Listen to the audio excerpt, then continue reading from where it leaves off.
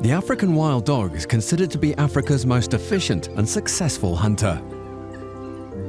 With a population of only around 6,500 individuals, or 660 packs, it is also Southern Africa's most rare large carnivore.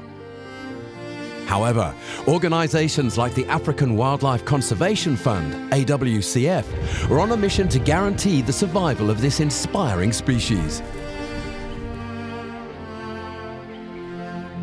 Through their efforts, these dogs, once verging on the brink of local extinction, are making a comeback.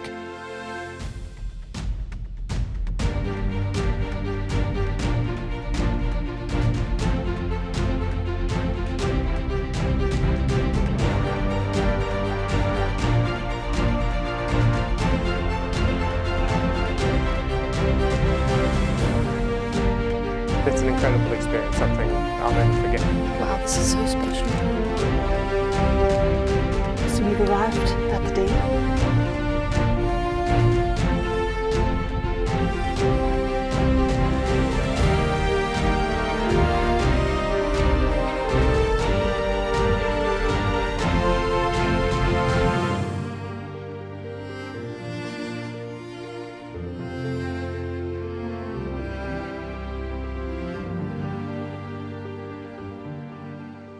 Previously on Wild Dogs Chasing Tails, the camera team captured their first hunt. Rosemary met the Conservancy's newest arrivals. We documented Pungwi's first full hunt. The AWCF team removed a snare. Rosemary witnessed a close encounter between the dogs and a warthog. And we watched Splinters make a successful kill. Coming up in this episode, Pungwi are in striking distance. AWCF teaches local children about conservation. Jess is in the right place at the right time. Rosemary gets hands-on with Africa's largest predator. The camera crew gets stuck into a muddy rescue. And Pungwi are successful in their latest takedown.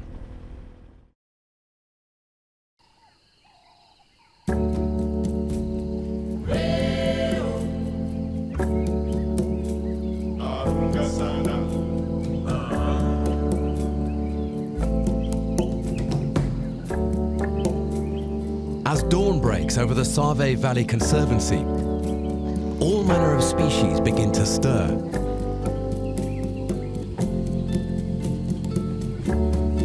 Including a pack of wild dogs.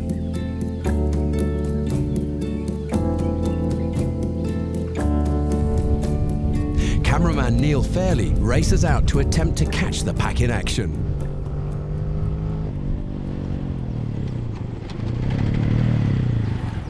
Okay, we're rushing down to the south of the Conservancy now to see if we can catch Pungwi. Apparently they're already on the hunt. They're close to a herd of impala, so we're going to rush down there and see if we can get any action, get some hunting on camera.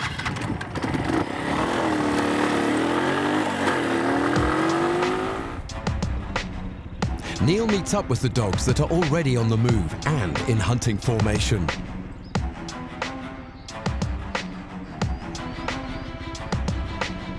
The dogs are intent, and an early morning chase seems imminent.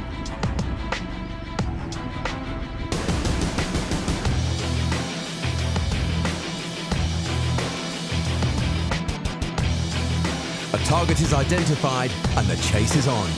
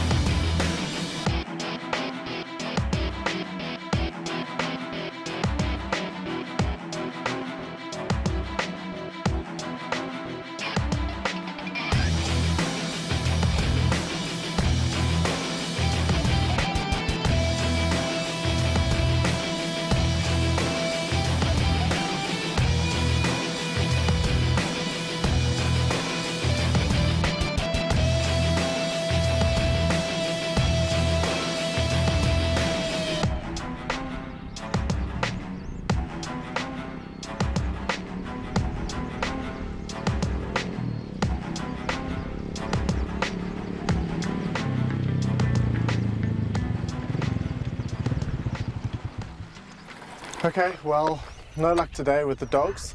They made a bit of a chase. We had at least 2 dogs that were chasing impala, but it didn't kind of work out the way that they wanted it to. You know, we see a lot of wild dog chases publicized on other shows on TV, talking about how they hunt and the fact that they will wear down prey over long distances with, you know, relay of dogs taking over from one another. Well, that's not what we noticed today at all.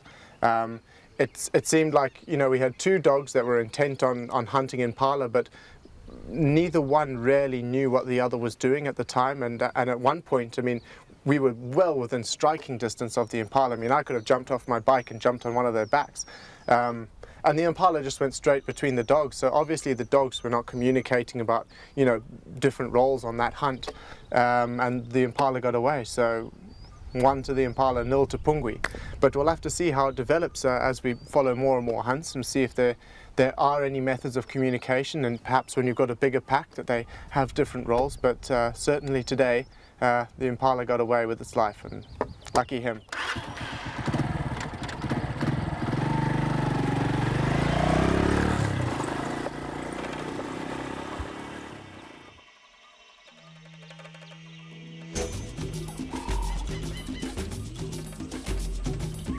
As part of the AWCF Community Engagement Initiative, a group of local school children are visiting the Conservancy to learn more about wild dogs and conservation. Rosemary and Jess take the group out for some fun in the bush.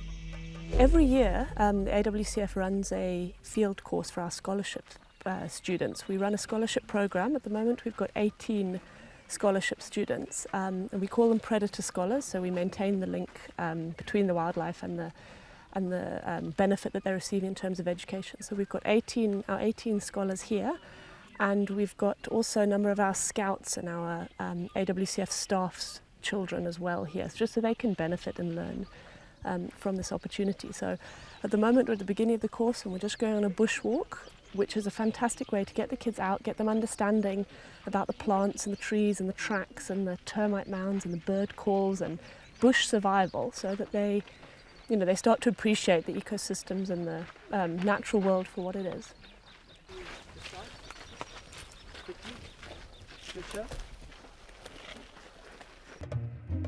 So what we're doing here basically is we've actually hidden a couple of wild dog collars, and we're pretending it's a pack of dogs, just because it's more than just a tracking exercise. Obviously we want to get them understanding how to use the telemetry equipment, the receivers, the antennas, but we also need them to understand how to behave in the bush when you are tracking a real live animal.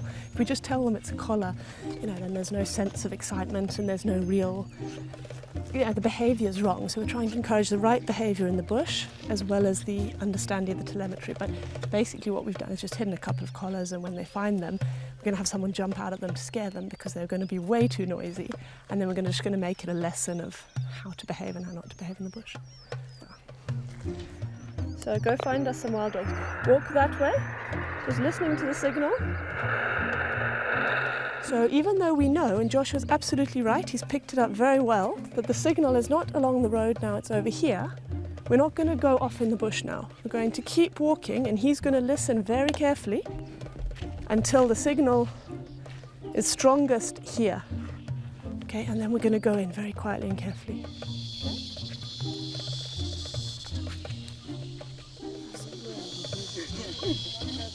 The group anxiously move in on the signal, unaware of what lies ahead.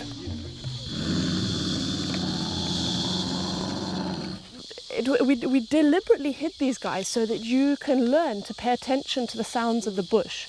Okay, so you were walking, you were all a little bit noisy, and then you heard grrr. Okay, and then everybody behaved quite right. Everybody stopped, nobody ran away, that was perfect, but you stopped and you listened and you looked. Okay, that's what you need to do. You need to listen to the sounds of the bush. With an important lesson taught, the group can relax and enjoy some fun and games in the bush, and take in all the spectacular sights and sounds the Conservancy has to offer. As the day winds down, Jess moves south to follow up on a recent sighting of the Pungwi pack. Right, So this morning the Scouts found Pungwe pack in a really beautiful spot in the Conservancy. So it's boiling hot and it's been a really long work day. So I've decided to treat myself and go and sit with my dogs and just enjoy the afternoon.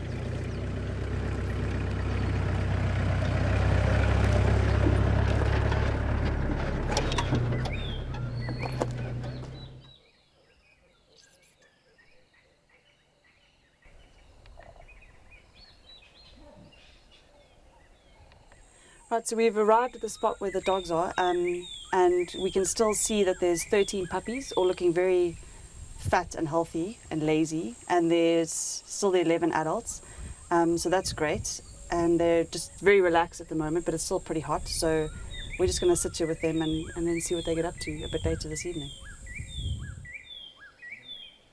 Oh, hearing something. Oh. Oh, no. Clearly not anything too important.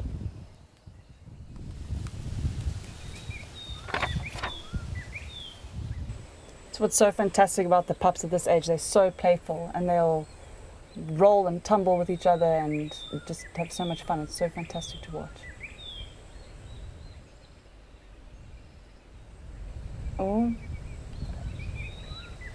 Time to wake up the adults.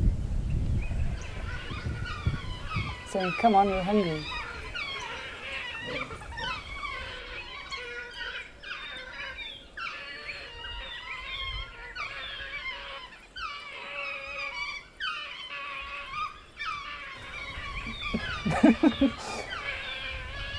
Discipline for the afternoon.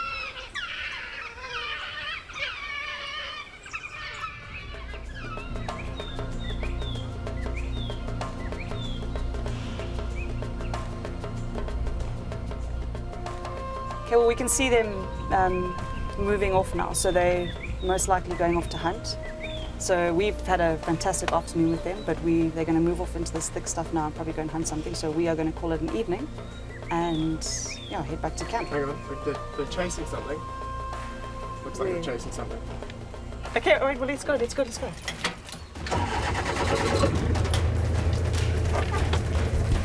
you holding on? Now this is when you hope Yuri doesn't fail you.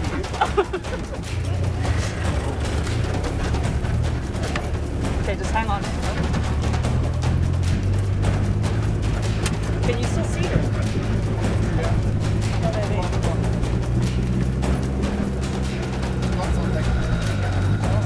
This is unbelievable. How quick was that? Can you believe it? I mean, I can't believe that. We literally left them about less than a minute ago.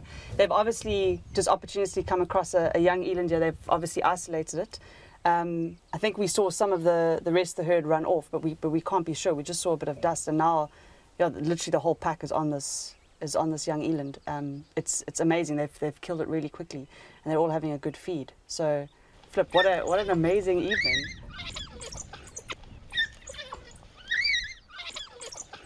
I really cannot believe how quickly these dogs have made a kill. Although, I mean, I shouldn't be surprised, considering they are Africa's most efficient and successful hunters. But it's just, I mean, when you see it like that in real time, it's unbelievable.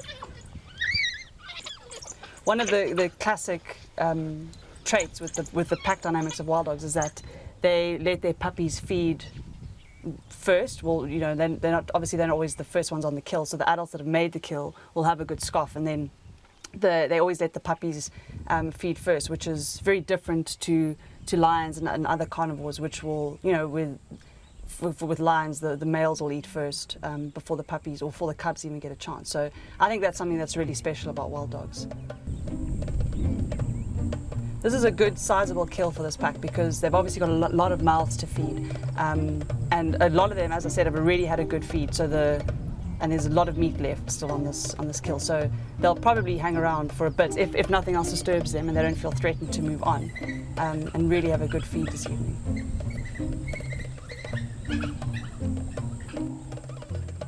Looks like Jigsaw's trying to come back for seconds. Oh, that's a bit of a cheeky bugger.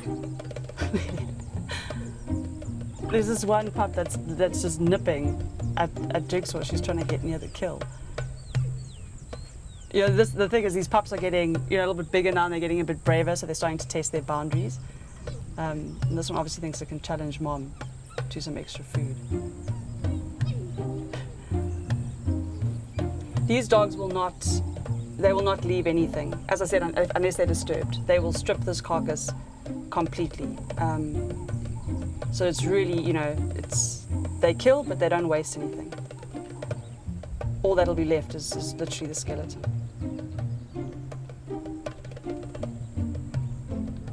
Yeah, all slopping down now with big full bellies.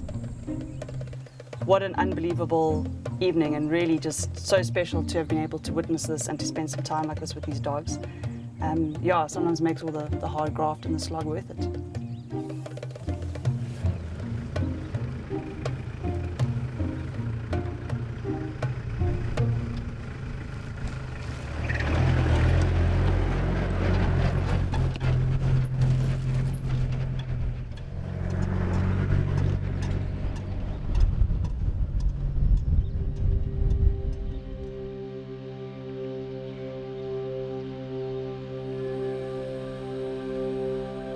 As the sun sets over the Save Valley Conservancy, Rosemary prepares for an evening operation involving Africa's largest predator.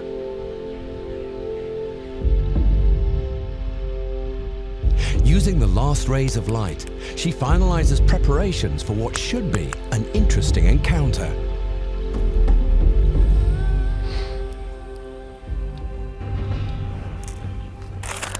All right, so we are going to try and dart a lion this evening to take a collar off.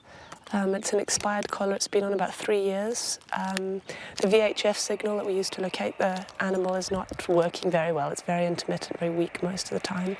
And the GPS sort of functioning part of it stopped working several months ago. And there's a lot of collar stored on that, a lot of information stored on that collar which we need to get off. So we're just preparing. We've got a bait set up. We're going to make up some darts. And then with luck, we're going to be able to call the lioness in and take off that expired collar. Using slightly bigger needles for lions than we do for dogs, just because their skin is slightly thicker. It has to go in that much further to get to the deep muscle mass. All right, so we've made the darts up. We made a couple up, just one for spare in case. We're just going to check just now with the telemetry that the lions are still nearby. They were earlier this afternoon. And assuming they're all still right here, we're going to start calling just before dark. And hopefully they're going to come onto the bait and we'll put a dart in. We'll call them using some fairly interesting sounds, which you'll hear shortly. Okay, good, so they're still there.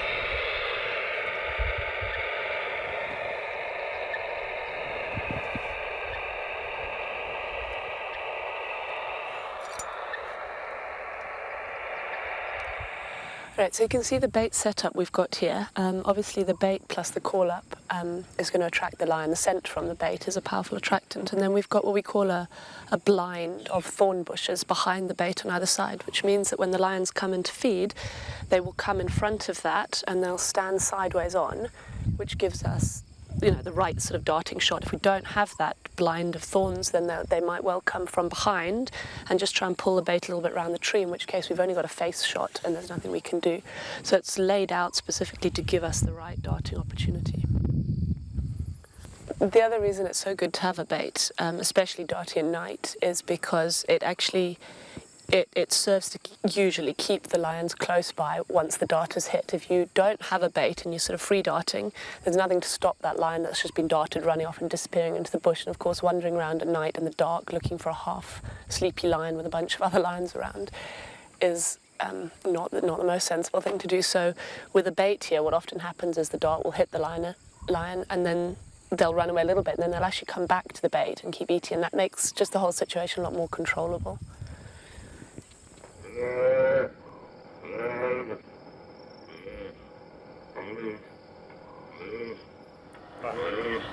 Okay, the sound you can hear in the background is a buffalo calf in distress. It's a classic noise used to call up lions and other carnivores. If this doesn't bring in the pride, then there are other noises we can use. One is we call it a pig squeal. It's a horrific noise. Let's hope we don't have to use it.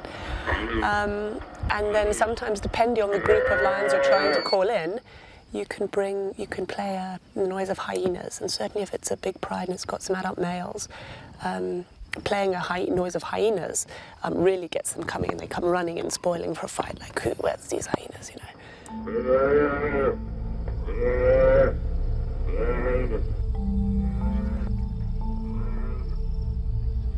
Under the cover of darkness, it's not long before the pride appears and begins to feed on the bait.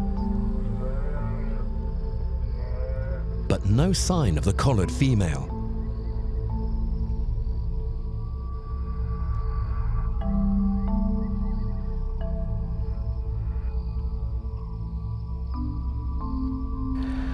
Okay, well, we've had an amazing evening. We've had a couple of hours of, great lion sighting, but unfortunately the collared lioness didn't come in. So we're going to wrap it up for this evening. We've done our best to call her. We've tried all sorts, but she's not interested tonight, so we'll call it a wrap and we'll maybe try again tomorrow night.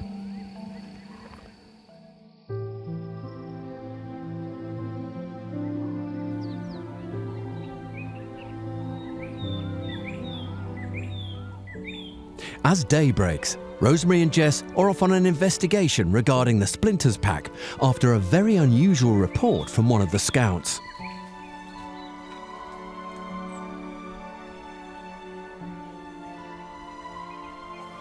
Yeah, so we've just come, our scouts have reported the alpha female from the Splinters pack here, V, is pregnant again.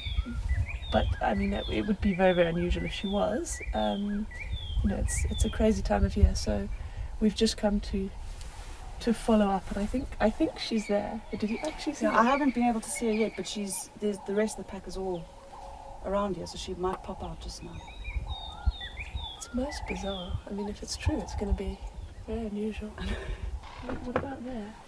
Yeah, there is some movement there. That's her in the back left. Oh my god. No, it is. Yeah, you're right. And she totally is pregnant. Oh my god. No, is it you sure it's her? Yeah. Look, you can see Yeah. that V.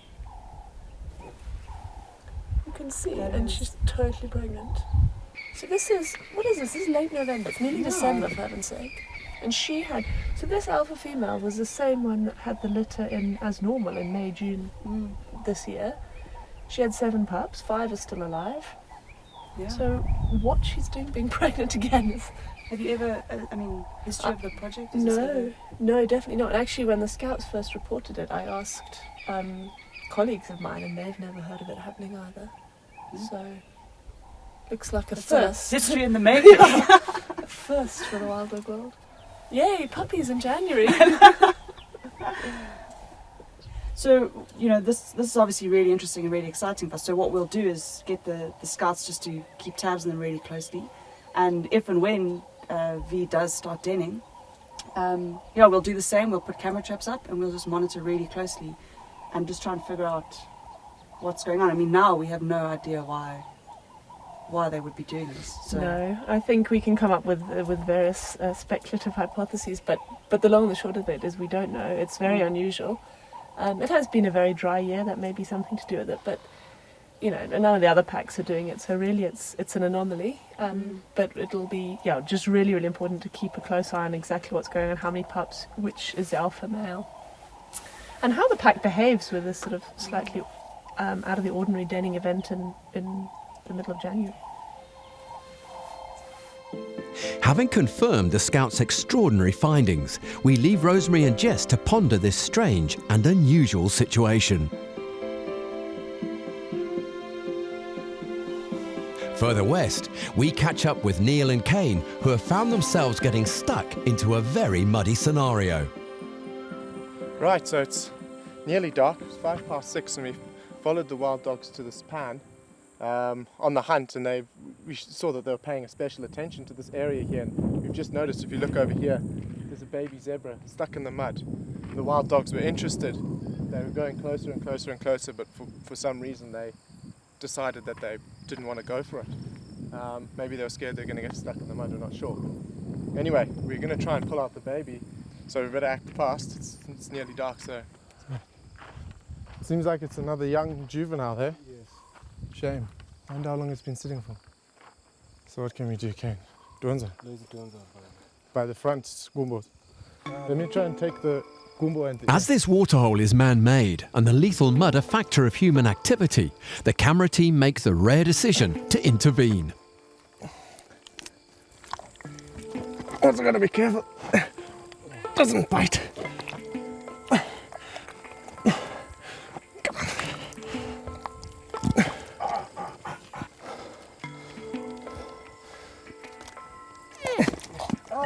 Bite him. Yes. Don't let it bite me.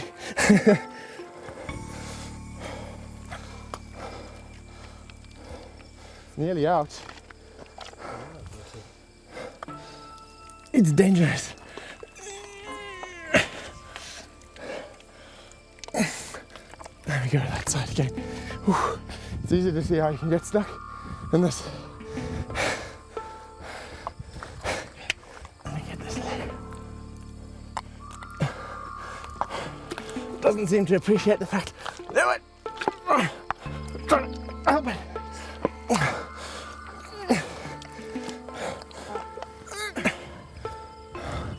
It's coming. It's close.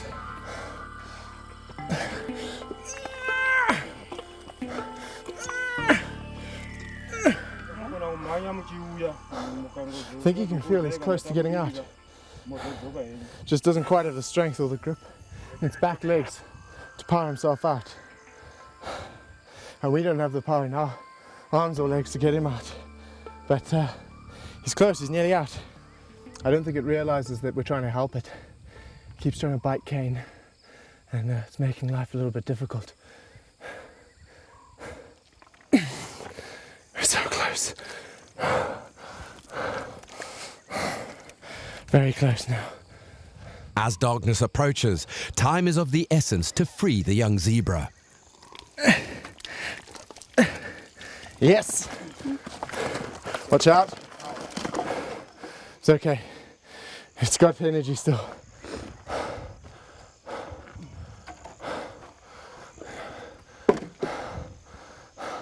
Go around. Probably just needs a chance to catch its breath. Don't know if it'll be able to get up yet. There we go. Wonderful. Now we just hope for the best for him. Still got a chance with the lions, leopards, wild dogs.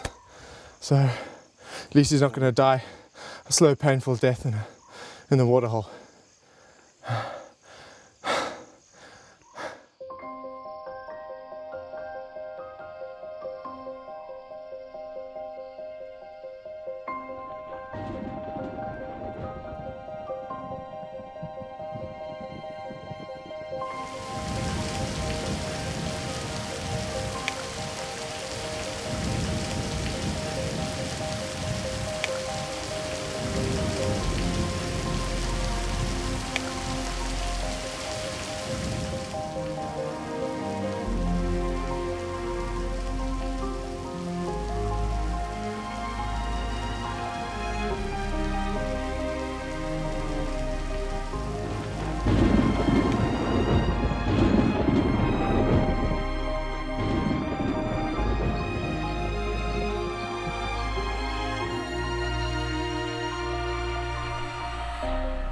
Finally, the rains have arrived.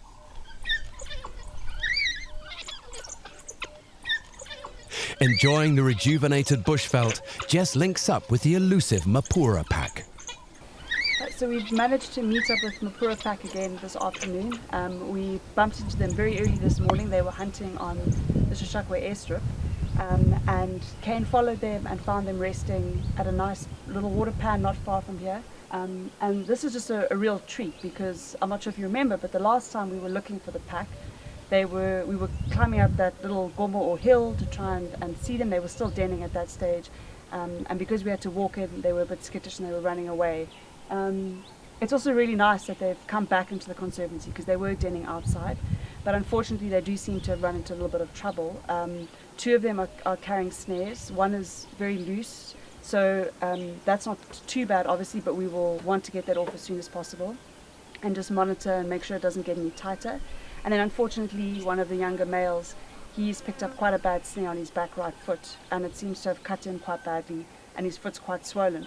So what our main priority here is this afternoon is to try and get some really nice pictures to see how he's moving on it. He doesn't look to have lost too much condition, which is good, and obviously we will try and stay on this pack as much as possible over the next couple of days, and then try and make a plan to get the snare off. So, I mean, you may remember we were discussing when we were going in to see the den how, you know, Mapura might have been quite smart in choosing to den outside because there's less competition with lions. They weren't too close to the settlement, so they weren't being, you know, shippered too much or worried too much from people. But obviously when they're moving like that on the edges of protected areas, there will be snare lines that they could have run into. And one of the things that's quite sad and really quite troubling to have seen is that the alpha female Ursula is missing. And we can only assume that since the other dogs are carrying snares, it's likely that she's run into some trouble. And in fact, Ruben, our head scout, was reporting that she was missing a couple of weeks ago, but photos now have confirmed that it definitely is her. So we will obviously keep a lookout for her, and if she has strayed off for a little bit and joins the pack, we'll be able to see that. But the chances are that if she's been away from the dogs for that long, she probably has died somewhere of a cause that, you know, we won't be able to determine unless we're able to find the carcass.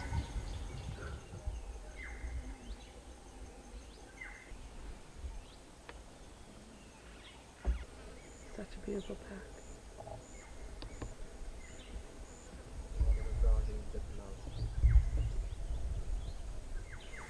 Okay, so as you can see, the puppies have been nicely active for the last 20 minutes or so. So probably going to start roweling the adults up, and the pack's going to head off to hunt. So I'm going to head back to base, and Kate and the camera team are going to follow the dogs for a bit and see if they can watch them making their kill and getting their supper tonight.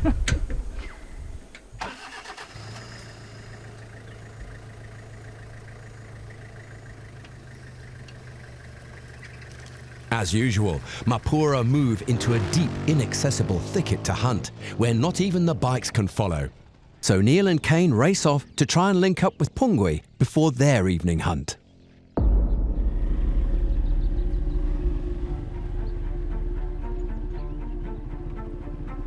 Luckily, they meet up with the pack just as they are beginning their hunting routine.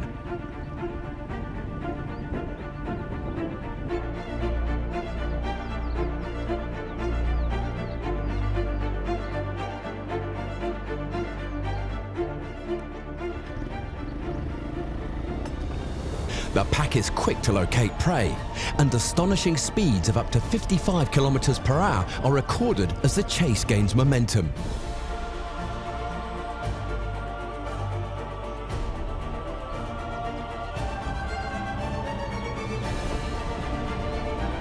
The camera team is yet to spot the target.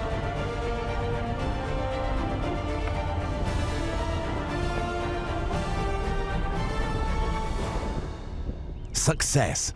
Neil reaches the dogs just as they take down an adult male impala.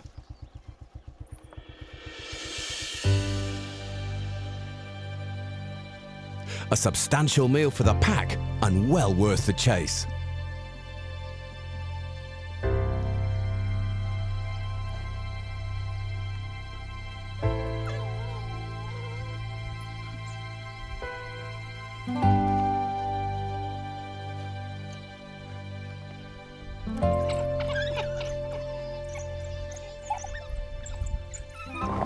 Okay, another very exciting evening with the dogs tonight.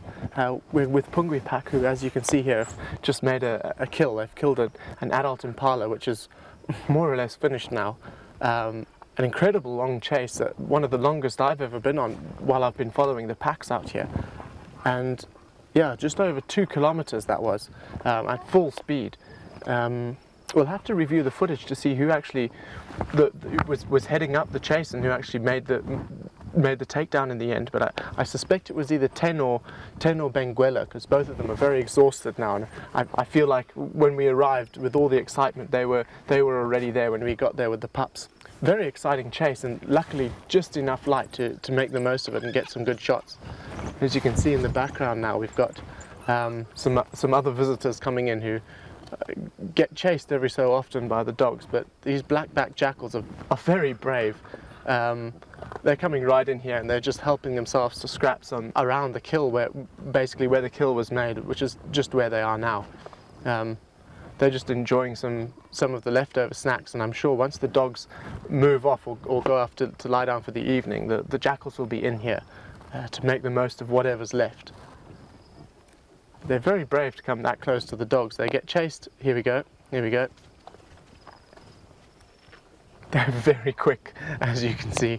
I mean, the dogs are blindingly fast, but the jackals over short distances have got them 6 love every time. Anyway, splendid evening, great for the dogs. They didn't make a kill this morning because we were with them this morning, so I know they were hungry and they were desperate, so they've made a kill. The pack is happy, and we'll try catch up with them tomorrow and see what's on the menu then.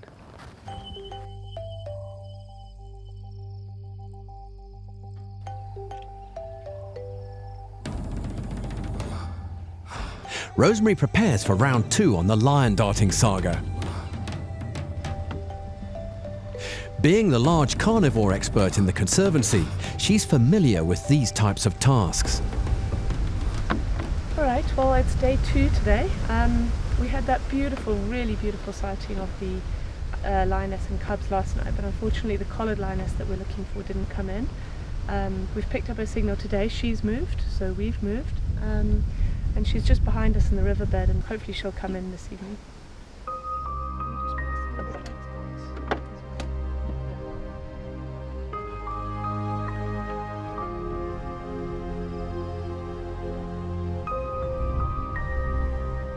With the bait set and under cover of darkness, the team wait patiently for the lioness to appear.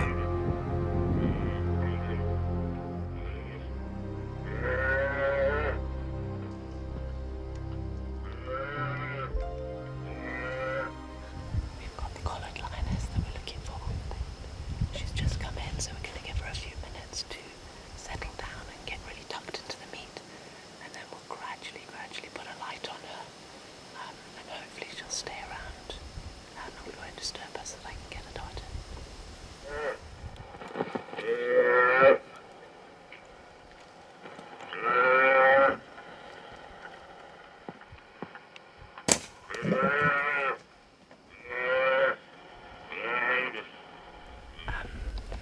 So we've just darted her, she's run off, we've got a visual of where we think she is. And she's had about 8 minutes now, so we're just going to go and approach, see if we can get a visual, leave her for another couple of minutes until we properly approach. But she's just behind a bush at the moment, so we want to make sure everything's fine. I need the blindfold. The lioness is blindfolded to protect her eyes and prevent any external stimulus.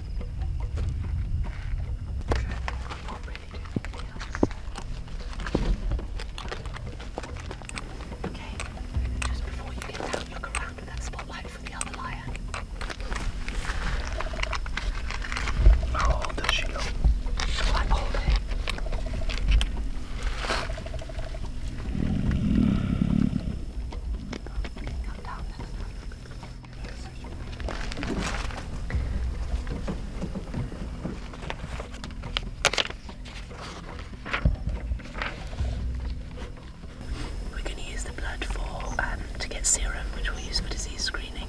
We'll also use some of it for genetics and as part of a study looking at blood parasite levels.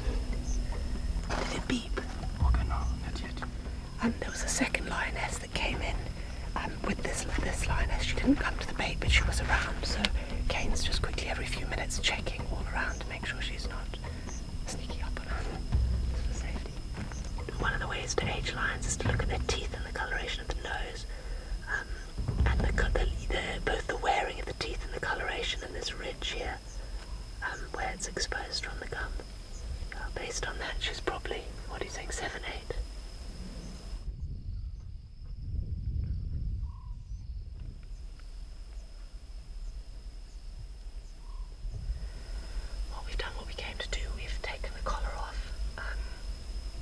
no sign of any other problems with her whatsoever. She's a magnificent female in beautiful condition.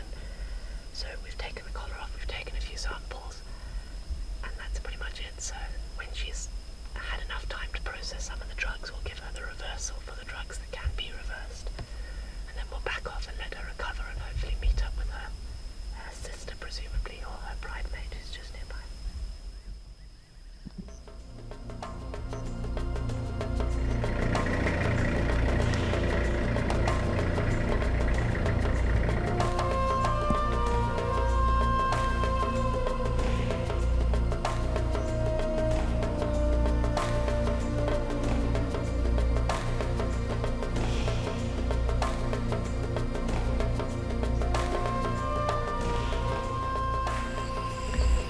Seen her, she recovered really, really nicely. We've just seen her meet up with her bridesmaid, another female bridesmaid, which is lovely. And it's always a good ending to see them reunite.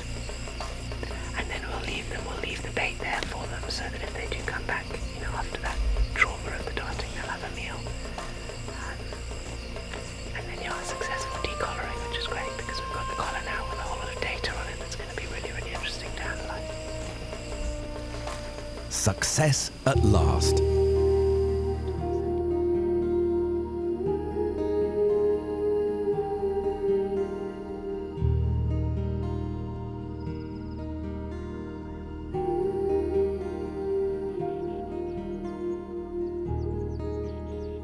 The next morning, Jess is called out to investigate a newly discovered denning site.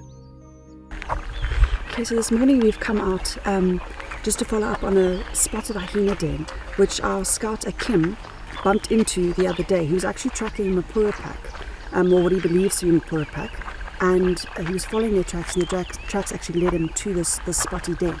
And so it's very close and it's quite accessible. So we thought we'd just come and have a look at these carnivores, which are a little bit more elusive here in Sabi Valley. We don't see them as often as we do some of the others. So Akim, the scout, is up ahead just tracking, and we're just going to go in and then see if we can find.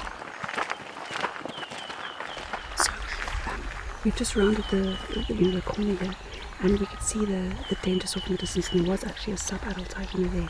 But unfortunately, as soon as he saw us or caught wind of us, he's just moved off further north there. So we're just going to go in a little bit slowly and quietly and just see if there's anyone else around or what's going on.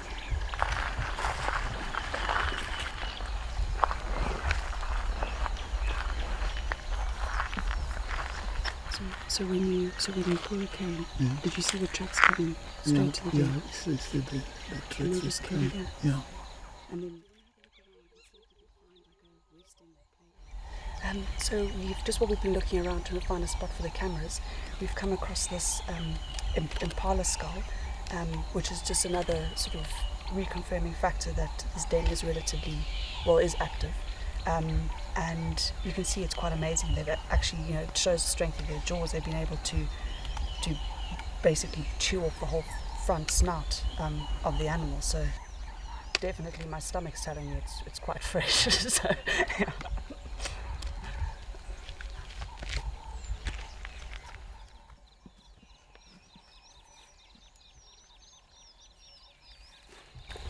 Right, so we've just finished putting up the cameras and we're just going to move away so that we're not disturbing the den area too much. But yeah, we'll leave them up for 4 or 5 days and then come back and check, and hopefully we'll have some really nice pictures and maybe some newborn spotties in Sabi Valley.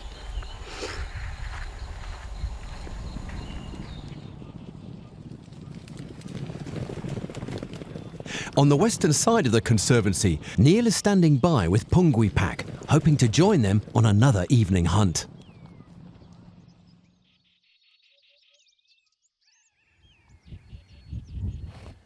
Right, we're with the Pungwi pack today, and it's 5:30.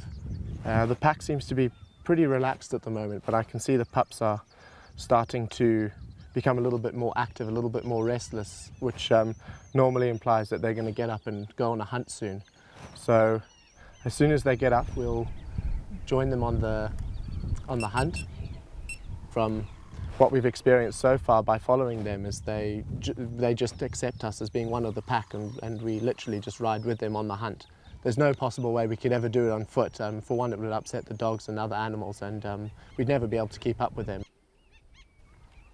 Right, looks like a couple of them have got up and they're moving off towards the thicket there, so it's possible they're going to start hunting. So we're going to get ready, get our cameras rolling and join them on the hunt and see what we can find.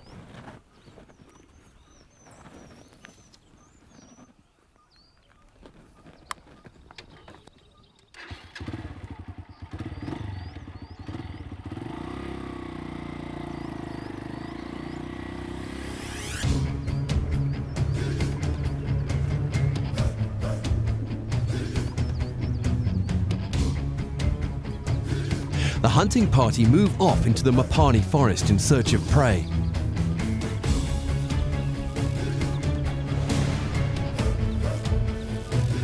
Fortunately for the camera crew, the pack emerge out into some open acacia scrubland. Perfect terrain for filming and keeping up with the pack.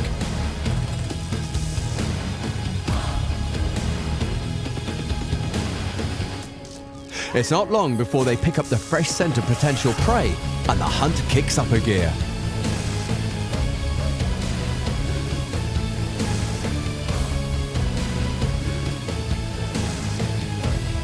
Suddenly, the dogs veer off back into the Mopani forest, and it seems the camera crew have their work cut out for them.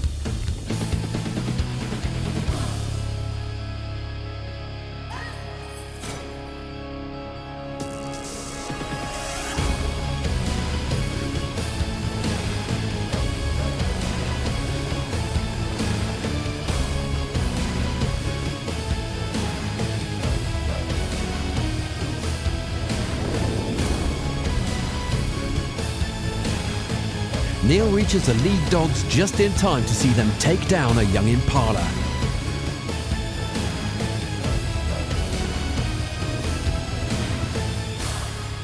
A quick kill means success for the pack and success for the camera team.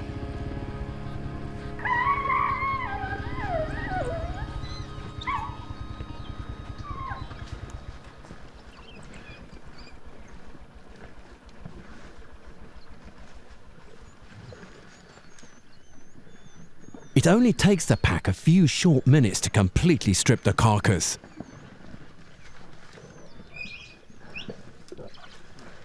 Each dog tugs at the flesh in different directions, which helps the pack as a whole to remove the flesh from the bone quickly. They swallow large chunks of meat, which helps when regurgitating later on, if required. No wonder they are considered to be Africa's most efficient and successful hunters.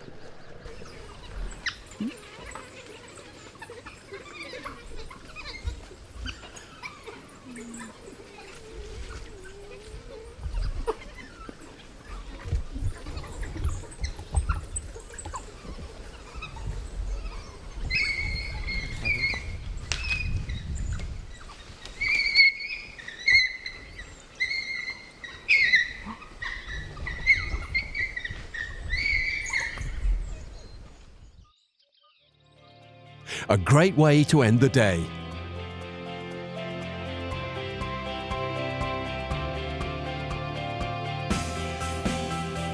Coming up in the next episode, Rosemary catches up with the Conservancy's rarest large carnivore. Pungwe corner of wildebeest. Will they triumph? Breeding season has started. The pack are on the hunt for impala. Rosemary deals with a shocking snare removal. The pups are intrigued by an unusual toy. And the Splinter Pack take on another herd of wildebeest.